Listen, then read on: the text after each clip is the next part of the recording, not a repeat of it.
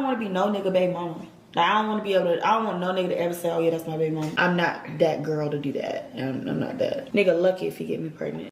Hello, Sticker Mama. How do you feel about your baby daddy having another girl pregnant with you at the same time?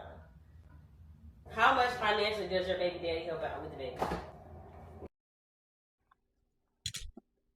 This woman sounds exactly like the ex that gave y'all the movement. My ex used to talk so much shit about how dumb baby mamas were. My ex used to call single moms so stupid. She used to say she ain't built to be nobody's baby mama. She used to say a nigga will never baby mama her. 4-5 years later, I look on her Facebook page because somebody happened to share a status of a girl who had the same name as her. And the first thing I saw was IDC. I'm going to take care of my baby no matter what. All that shit you was talking. All that shit you was talking. I might swerve in the corner. Whoa. LiAngelo Ball files for divorce from Rashida Nicole just days after her pregnancy announcement. And what's even crazier is that this is 4 months after his other baby mama claimed he abandoned their son. Y'all crack me up. Y'all love to be dumb. I don't know if y'all know, but Rashida got this man while he had a family. You feel me? Now, the timeline's a little messy. You know, let them tell it. He left his woman and then got with her. He sounded like Swiss Beats. Swiss Beats was fully divorced from his wife, and then he got with Alicia Keys. 99 times out of 100, the way you got him is the way you gonna lose him. And if you think it's a flex stealing a man from a woman that got a family, the universe always knows, baby. Now you single and pregnant. Single and pregnant. Walking down the street.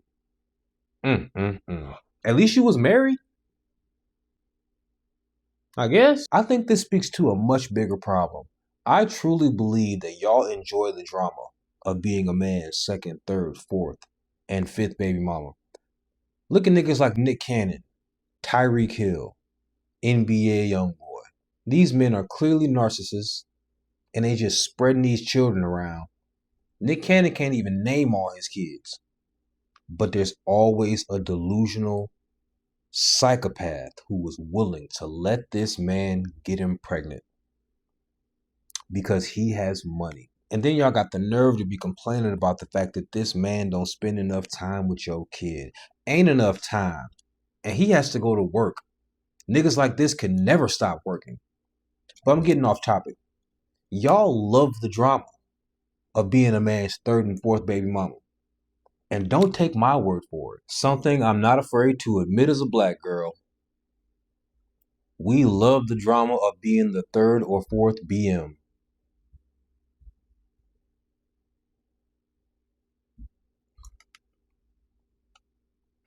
$3,600 likes. Now I know what you're thinking. She doesn't represent us. She represents a lot of y'all. Because how many of y'all are a second, third, fourth baby mama? You see, if you a woman with some sense and you don't have kids and a man tell you he has kids, you should just tell him to go date somebody with kids. That's what logic would do, but that's not how it works. That's never how it works. But the same thing goes, I had a fan run up on me at my car. He wanted to take a picture and he was telling me about his baby mama and all these kids she got. And he said he was her fourth baby daddy. Fourth baby daddy. Fourth baby daddy. And honestly, I didn't hear shit he said after fourth baby daddy. Like, he kept talking. His lips were moving. I didn't hear a word he said. Because, my nigga, you became her fourth baby daddy. But you talking shit about this girl. I just don't understand how people are willingly this dumb.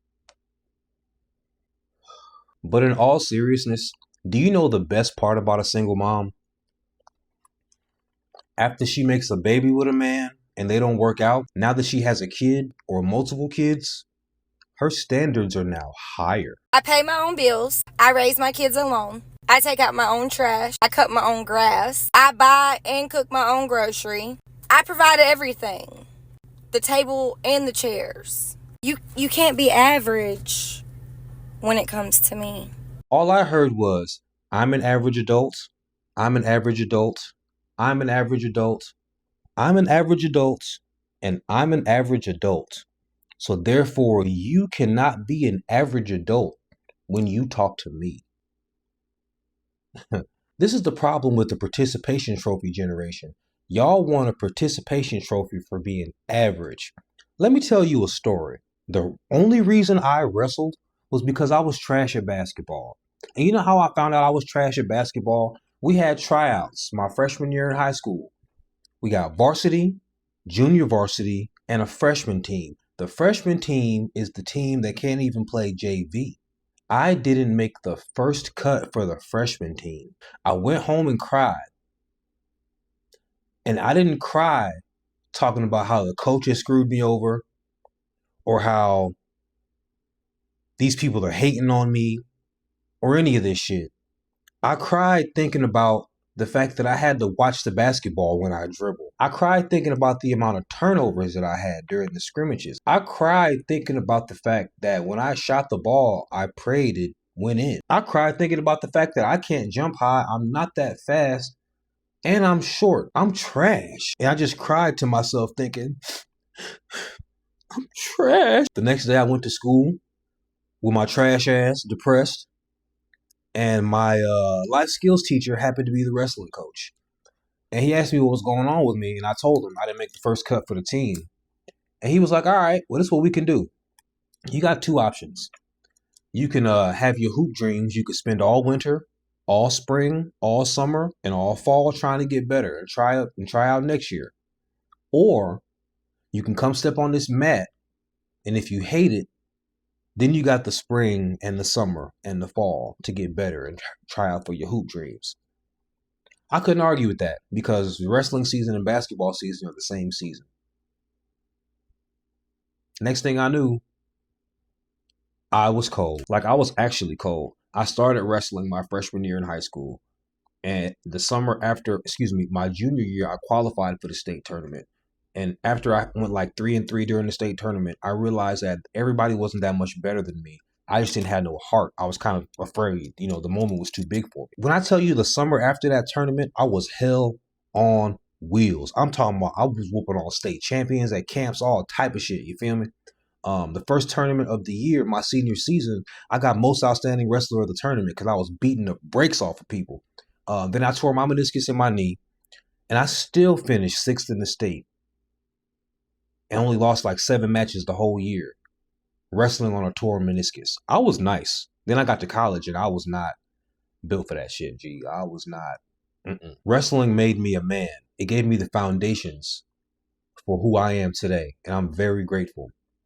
But I never would have wrestled had I not taken the accountability for my life. I never would have wrestled had I been thinking, man, these people got me fucked up, man. I'm nice at basketball. They don't know what they talking about. No, I accepted the fact that I was trash. I accepted the factual reasons for why I was trash, and I moved accordingly.